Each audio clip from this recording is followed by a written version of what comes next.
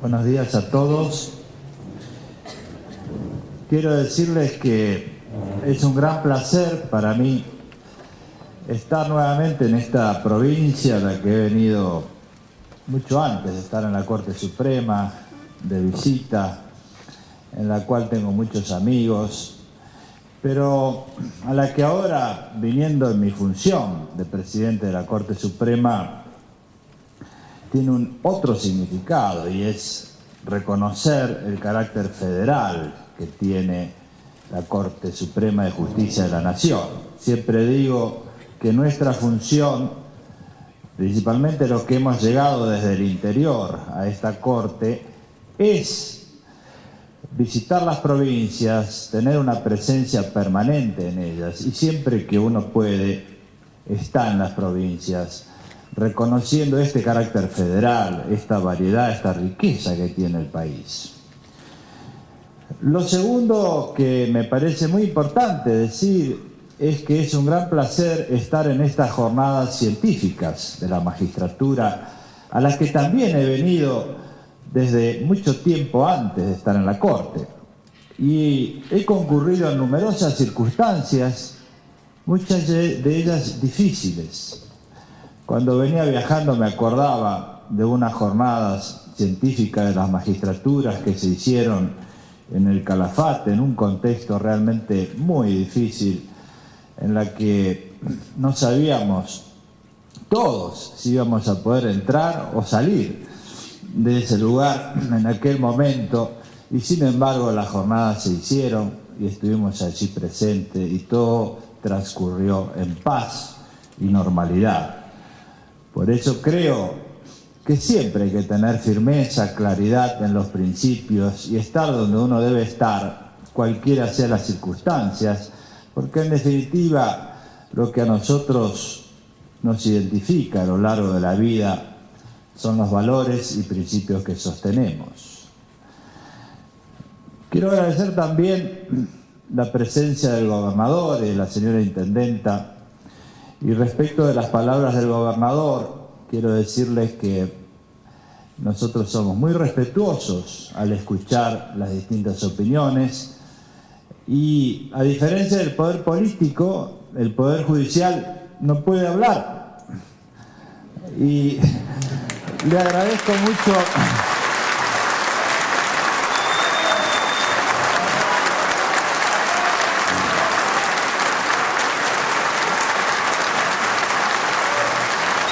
quiero decirles que a diferencia del poder político, el poder judicial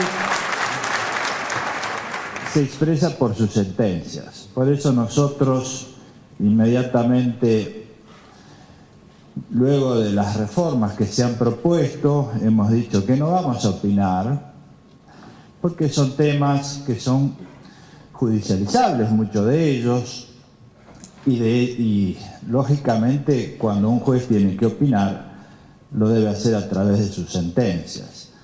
También hay temas que no son estrictamente judiciales, son temas de gobierno, de gobernabilidad, y hay principios que nosotros respetamos, que son principios de gobierno abierto, de gobierno transparente, de apertura a la sociedad, que es algo que hemos venido diciendo desde hace muchos años.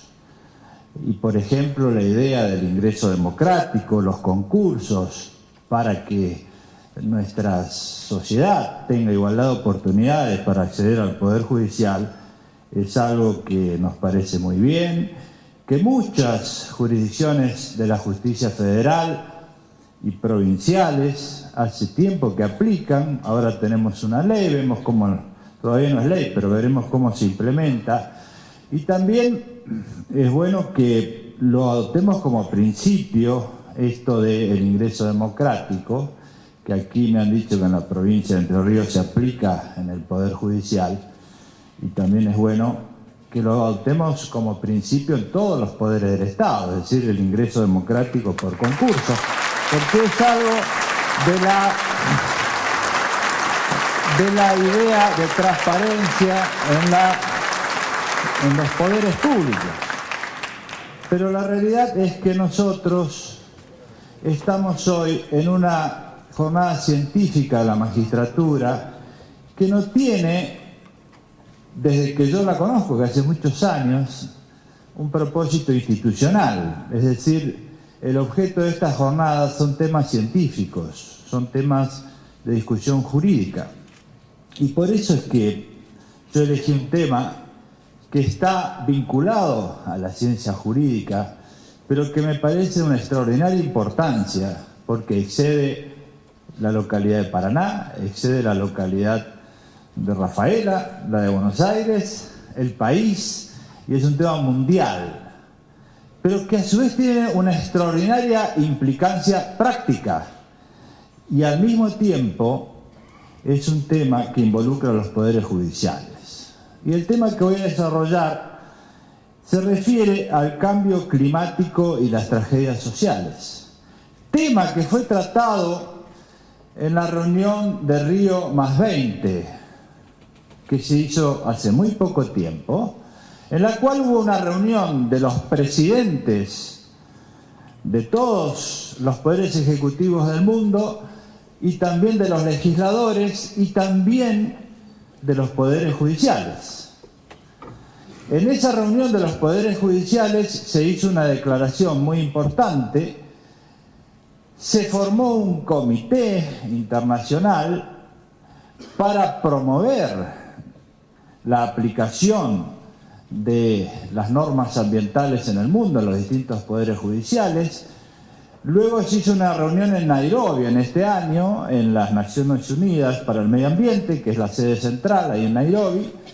Se formó un comité internacional que presidimos Lorenzetti de Argentina y un presidente de la Corte de Malasia. La idea es promover la conciencia en estos temas y cuál es el rol de los poderes judiciales.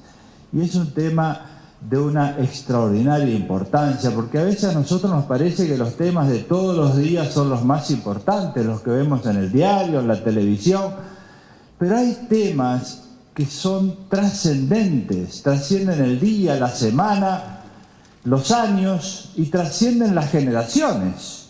Este es uno de ellos, y este es el tema que va a ser más importante en los años venideros. ¿Por qué? En primer lugar, nosotros vemos que el pueblo tiene clara conciencia de que hay un cambio climático. En esta zona es muy sencillo ir al río y ver que hay menos peces, ver cómo ha cambiado el clima. ¿Por qué recién ahora comenzó el frío? ¿Por qué vemos fotos que muestran el deshielo? Cualquier persona a lo largo y a lo ancho de este país es consciente, claramente consciente, de que el cambio climático es una realidad. Y esta conciencia del pueblo no coincide con la conciencia de los gobernantes del mundo. Las consecuencias del cambio climático también son muy conocidas. Pensemos lo que ha sucedido en La Plata, donde hubo una inundación que todos conocen y la respuesta fue la solidaridad inmediata de la población. Y esto que sucede en todas las tragedias sociales, ambientales que hay en el mundo y que lamentablemente son muy frecuentes y cada vez más, es algo que el pueblo tiene muy claro, la solidaridad frente a las tragedias ambientales. Pero ¿por qué no lo tienen claro los gobernantes? Porque si nosotros comparamos esta clara conciencia sobre el cambio climático que hay en el mundo actual y esta clara solidaridad de los pueblos frente a las tragedias, hay una enorme distancia entre eso y la declaración de Río que hicieron los poderes ejecutivos y la gobernabilidad global. ¿Por qué hay tanta distancia entre los gobiernos del mundo y lo que los pueblos están reclamando? ¿Por qué? Primera cuestión de orden científico.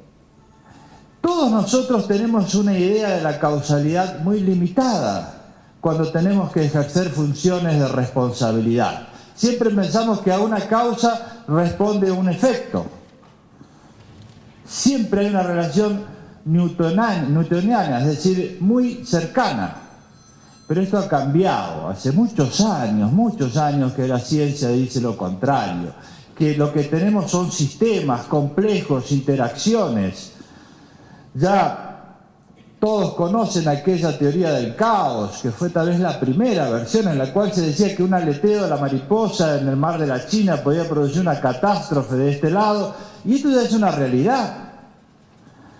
Y en todas las ciencias, en la física, en la antropología, en la biología, en la sociobiología, que hoy es tan importante, se maneja esta idea de que los sistemas, como lo describió muy bien Maturana, que es un chileno, científico chileno muy famoso, tienden a lograr un punto de equilibrio y que normalmente las tragedias provienen de desequilibrios que se van acumulando. Cuando nosotros vemos el choque de un tren, inmediatamente le echamos la culpa al maquinista.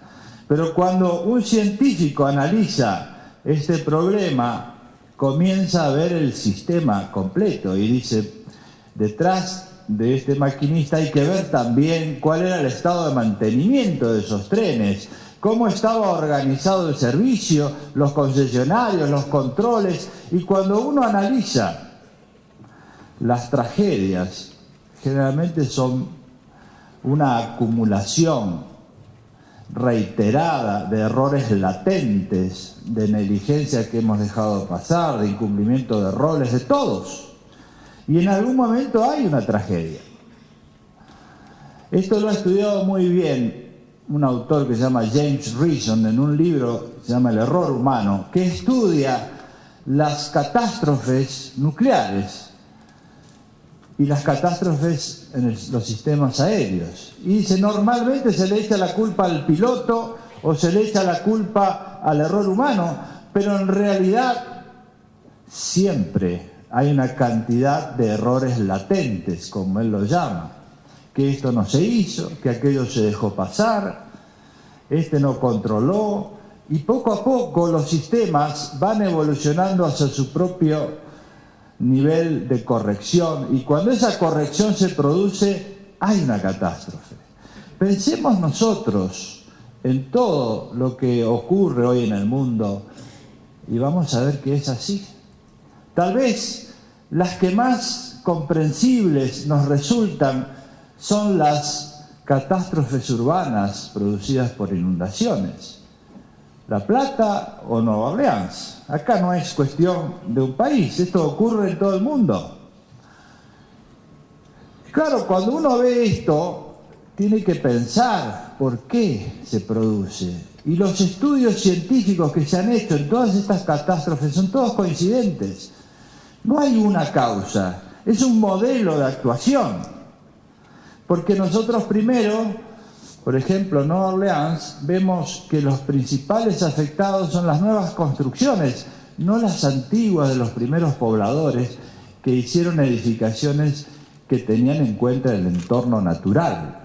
Eran altas, sabían que iba a crecer, pero las sucesivas, cuando vino el progreso, fue que se comenzó a construir en lugares bajos, cerca de los ríos, se comenzó a construir sobre los ríos, el pavimento extendió las zonas en las cuales no hay absorción del agua, y así sucesivamente, una autorización, otra autorización, y van pasando, y van creciendo, y finalmente, cuando llueve mucho, el cambio climático incrementa las tormentas. Esta catástrofe ambiental del cambio climático se transforma en una catástrofe social. Pero es el sistema en su conjunto el que está funcionando mal, y sobre todo la gobernabilidad del sistema, que es lo que está en cuestión hoy en el mundo. ¿Cómo nosotros entendemos que deben construirse las ciudades? ¿O cómo nosotros entendemos que debe organizarse el sistema de transporte? ¿O cómo nosotros entendemos que debe organizarse la minería o cualquiera de los temas. Son sistemas. Y acá está el primer problema que tenemos que repensar en la gobernabilidad actual. Es uno de los grandes temas que se discutieron en Río +20, cómo se piensa la construcción de un sistema y su gobernabilidad. Prestemos atención, porque este es un tema que parece tan teórico, pero en la práctica tiene consecuencias trágicas. Cualquiera de los problemas que nosotros analizamos y vemos una tragedia es la consecuencia de una multiplicidad de cosas que dejamos pasar y que no nos parecieron importantes. Y en un momento lo son abruptamente. El segundo tema que hay que tratar es la idea de que la cuestión ambiental es una moda y por eso no se lo atiende. Y acá debemos decir que no es una moda y sobre todo que está vinculada a los temas de la igualdad, porque uno de los argumentos en los gobiernos del mundo para no tratar este tema es que es prioritaria la lucha por la igualdad y no estas modas vinculadas al ambientalismo. No es así. Pensemos nosotros en la historia. Si nos vamos al 1500, nosotros podemos recordar el Potosí, que es un cerro bastante conocido para nosotros, en el cual hubo luchas de los indígenas que murieron explotados en el Potosí, y luego de que el Potosí se agotó, se hundió en la pobreza. Las luchas de esos indígenas por la mejora social también estaban relacionadas con la idea de un tratamiento diferente de la naturaleza, porque ellos entendían eso, la sobreexplotación de los recursos naturales.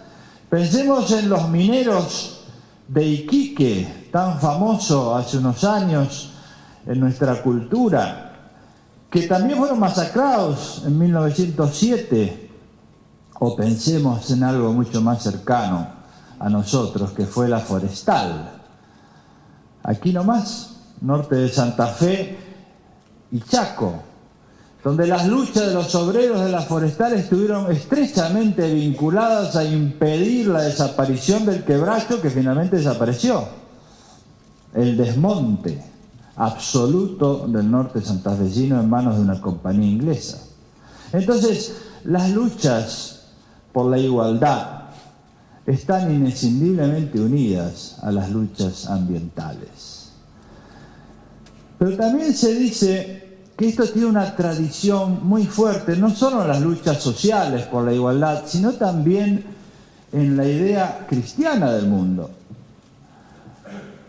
Desde el 1200, San Francisco de Asís habló de cuidar la creación, y hay un cuadro del Giotto en el que se lo pinta tratando de hablar con los pájaros, y esto lo recordó del Papa Francisco recientemente cuando fue entronizado. Cuidemos la creación, es decir, la idea de cuidado de la creación está también inescindiblemente unida a la tradición nuestra, la tradición cristiana. Creo que eso es suficiente, para no extenderme demasiado, para afirmar la idea de que no hay aquí una moda, ni esa moda es inescindible a la igualdad. Por el contrario, la cuestión ambiental se inserta en una tradición de las luchas sociales y en las luchas que tienen que ver con el cuidado de la naturaleza, que vienen desde los pueblos originarios nuestros, pasando por la tradición cristiana. Todos tuvieron una idea de cuidado de la creación, de vivir en armonía con el entorno. Una tercera afirmación que impide o que la gobernabilidad o que acentúa esta distancia entre los gobiernos y los pueblos es que la protección ambiental impide el desarrollo, o más bien que el desarrollo es prioritario. Y esto se ve hoy en momentos de crisis. En momentos de crisis en el mundo en el que hay un claro retroceso de la cuestión ambiental, en casi todos los países del mundo. ¿Por qué? Porque al haber crisis se dice es necesario dar prioridad al desarrollo. Esta discusión entre desarrollo económico, riqueza, empleo y protección ambiental como cuestiones antagónicas ha sido refutada y es refutada por quienes estudian con seriedad este tema. Porque pensemos detenidamente dos o tres argumentos. El primero, el desarrollo sin control no lleva a la riqueza. Pensemos lo que ocurrió en el Potosí, que una vez que se agotó, es un cerro vacío y pobreza alrededor. Pensemos en Iquique o pensemos en el norte santafesino, que una vez que se desmontó la Forestal, que era una compañía inglesa, casi un gobierno dentro de otro gobierno, tenía administración propia, regulaba a sus empleados, se fue del país y quedó la pobreza. Pensemos lo que fue el Amazonas, en Manaos, en la época de los desmontes, cuando creció Manaos y ahí hay palacios que se construyeron en el medio de la selva. Cuando terminó esa riqueza se fueron y solo queda la pobreza. Es decir, el desarrollo ilimitado sin control es algo que no conduce a la riqueza. Puede conducir a la riqueza de algunos, pero no de las generaciones. Las generaciones sucesivas no tienen riqueza, y esto es lo que está pasando en gran parte del mundo. Es bueno el desarrollo, ¿cómo no decir que la minería es buena? Porque nadie se opone a la minería. Esta es una falsa opción que se ha discutido. Lo que se dice es que la minería debe ser controlada, porque si no, va a pasar lo del Potosí. Va a pasar que la próxima generación encuentre la cordillera llena de agujeros, porque es minería abierta, y sin recursos. Entonces, por eso se habla de control. Y ese control se hace también judicialmente, pero los pueblos están reclamando ese control. Y pensemos nosotros lo que ha ocurrido con la ley de glaciares, que también estuvo suspendida durante muchos años por cautelares y no se aplicó. Y esa ley de glaciares es lo que protege lo que nuestras futuras generaciones van a tener. Y estuvo suspendida y todavía no se aplicó hace mucho tiempo. Y hay que hablar también de esto, porque es de gran y enorme trascendencia para las generaciones futuras. Entonces, la idea de que el desarrollo impide el ambiente es algo que también se ha dicho y se discute en la actualidad. Las dos versiones. ¿Nosotros qué decimos? Que el desarrollo ilimitado conduce a la pobreza de las generaciones sucesivas. No se puede prometer a los jóvenes un futuro si no se cuida el ambiente. Esta es una mentira. Muchos gobiernos del mundo hacen esto. La realidad es que no va a suceder. Fíjense el agua potable. Hoy estamos agotando el agua potable. La generación anterior a la nuestra usaba ilimitadamente. Nosotros ya pagamos el agua potable y la próxima generación directamente no va a tener agua potable. Van a tener que luchar por eso. Y esa es la razón por la cual Naciones Unidas declaró que hay un derecho al agua potable. Y es por eso que nosotros, cuando hicimos el proyecto de Código Civil, incluimos ese tema, el derecho al agua potable para cubrir necesidades básicas Y lamentablemente eso fue excluido ahora. Pero hay que tener en claro que este es un tema central de la gobernabilidad futura, el derecho al agua potable. No va a ser una cuestión menor. Nuestros hijos, nuestros nietos van a luchar por el agua potable. Ya hay contratos, se acaba de celebrar en Alaska un contrato de unos vecinos sobre el agua pura de un lago para trasladarla a la India. Esta es la realidad del mundo de hoy que no podemos ignorar. Y por eso la declaración de Nairobi dice muy fuertemente, tal vez dura, pero hay que llamar la atención a los gobiernos del mundo que caen frente a las corporaciones, porque esas grandes corporaciones son las que terminan gobernando. Esas son las grandes corporaciones que hacen que los gobiernos desciendan en sus niveles de protección ambiental. Y esto está pasando dramáticamente. Este retroceso de muchos gobiernos frente a los grandes intereses económicos que hacen que se exploten los recursos naturales es una de las grandes tragedias sociales y políticas de la gobernabilidad mundial. Por eso es que se habla del principio de no regresión. Michel Prier, uno de los grandes juristas europeos, escribió un artículo, y nosotros también aquí en Brasil, Antonio Benjamin, uno de nuestros grandes juristas, ha escrito sobre la no regresión. ¿Qué significa? No ir para atrás, nunca menos, en términos que los argentinos entendemos. Nunca más y nunca menos. No ir para atrás significa que lo que se logró en materia ambiental no puede ser dejado de lado en transacciones que nadie conoce muy bien. Acá se necesita el control social, la participación ciudadana, la transparencia. Es esta la transparencia que se necesita hoy en día en el mundo para que todos los ciudadanos conozcan las decisiones que se toman. Y por eso es que en estas reuniones de Río y de Nairobi se sentaron algunas líneas importantes, porque descrito el problema de la idea de que hay un cambio climático y que tiene consecuencias sociales trágicas, por un lado, y que este es un clamor de los pueblos, y que por el otro hay una acentuada y creciente indiferencia de los gobiernos del mundo, hay que tratar este problema. ¿Cómo se soluciona esto?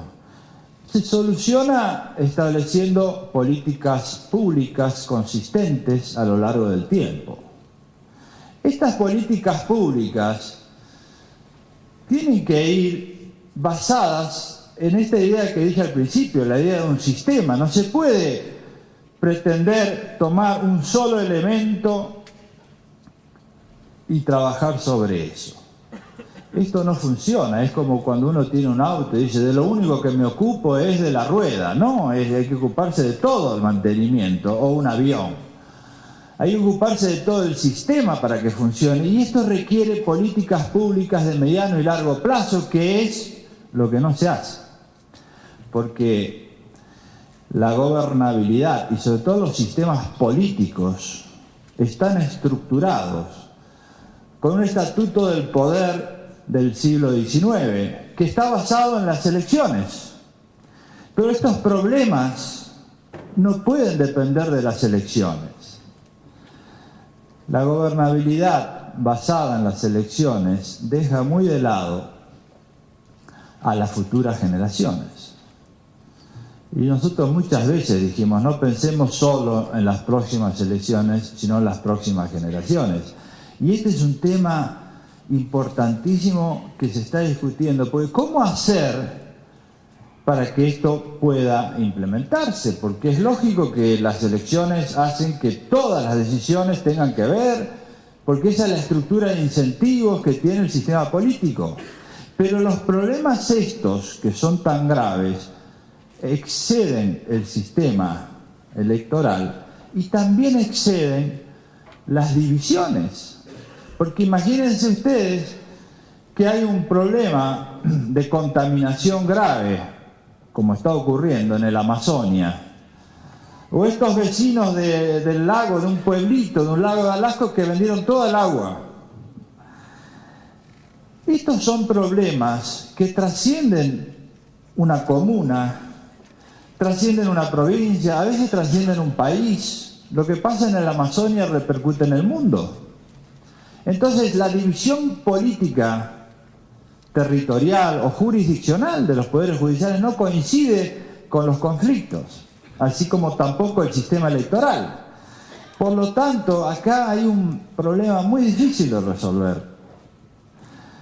Es cómo lograr que se puedan instrumentar políticas públicas de mediano y largo plazo, capaces de atender no a las próximas elecciones ni a las divisiones territoriales, sino a las futuras generaciones y en espacios donde coincidan las políticas públicas con los problemas y conflictos, y no al revés, ajustar o dividir los conflictos en función de las divisiones jurisdiccionales. Ese es un tema de una altísima dificultad y complejidad. Sin embargo, creo que hay mucho que se puede hacer. Pensemos nosotros que hay países que están acostumbrados a las tormentas. Por ejemplo, países y ciudades, Miami, tienen huracanes. Sin embargo, cuando viene un huracán, no pasan grandes tragedias. ¿Por qué? Simplemente porque avisan. Entonces, si hay un sistema de detención temprana y le avisan a la gente, no ocurre que alguien que está solo o está inválido, incapacitado, queda solo en su casa de noche y a oscuras porque se cortó la luz. Esto es lo que ocurre con una tormenta fuerte. La civilización puede ser muy frágil. Y esto ha sido descrito hace muy poco por varios autores. Cuando uno ve que tiene todos los beneficios de la civilización y viene una tormenta fuerte y se corta la luz, se llena de agua la ciudad, uno en menos de 2 o 3 horas puede volver a la misma situación que tenían nuestros antepasados de los pueblos originarios, de noche a oscuras, sin ninguna guía y teniéndole temor a los dioses. En instantes pasa esto. Y esto ha ocurrido, piense usted lo que ocurrió en Japón, país súper desarrollado, con un tsunami, en un instante desaparecieron y retrocedieron. La civilización puede ser muy frágil.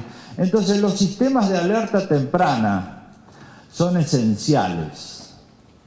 Esto requiere políticas proactivas. Por eso hablamos del principio de precaución, políticas públicas proactivas de detección temprana de estos problemas. Que uno dirá, ¿es caro? No. Pensemos en Cuba, que no tienen grandes recursos y todo el tiempo hay grandes tormentas, y sin embargo no hay grandes tragedias. Trabajan proactivamente en la detección temprana de estos eventos ambientales. Entonces, esta es la primera fase, es decir, volcar nuestras cabezas no hacia el pasado en las políticas públicas, sino hacia el futuro. Por eso la ley actual dice que hay un principio de precaución que debería ser proactivo, es decir, no a reaccionar frente al evento pasado, sino a prevenir el evento futuro. Estos sistemas de detección temprana son esenciales. Y lo segundo es que se trabajen en políticas públicas de mediano y largo plazo vinculadas a las causas, no a los efectos, algo que hacemos también con mucha frecuencia. Trabajar sobre las causas. En estos problemas, ustedes dirán, ¿qué tiene que ver el Poder Judicial? Justamente la reunión de Río y la de Nairobi puso el acento en los poderes judiciales. ¿Por qué?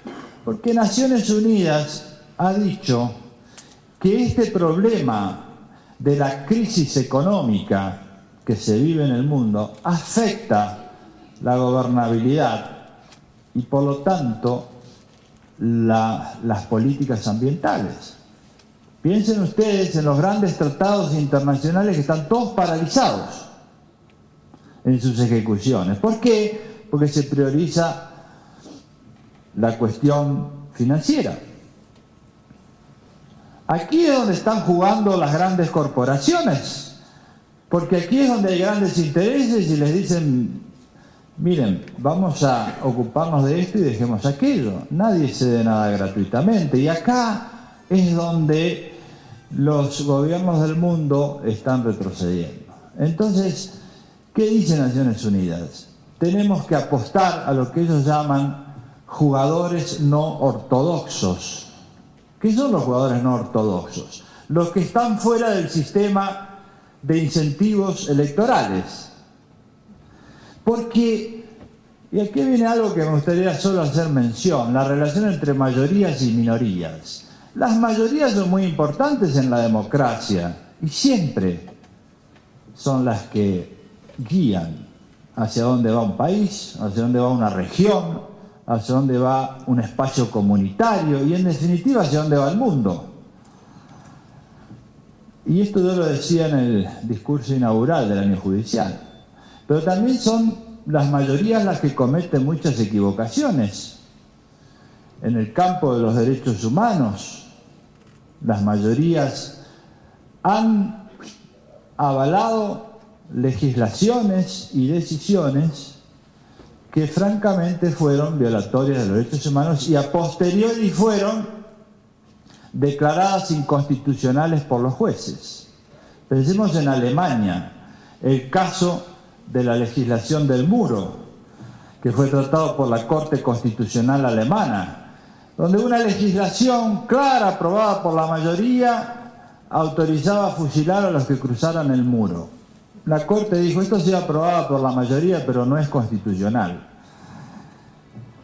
Para eso están los poderes judiciales. Y por eso es que se dice que aquí hay un rol importante en el juego mayorías-minorías, sobre todo de la sociedad civil, es decir, de aquel capital humano que existe en todas las sociedades del mundo, que se organiza para luchar por una idea. Y en el campo del ambientalismo, felizmente hay muchísima gente, que es lo que en definitiva llamamos el pueblo, organizada para luchar por estos valores, por las ideas de un futuro mejor, por una cultura, una economía y una política un poco más compatible con la naturaleza. No es volver a la edad de piedra, pero sí poner de acuerdo los sistemas, el sistema político, el sistema cultural, el sistema jurídico con el sistema natural,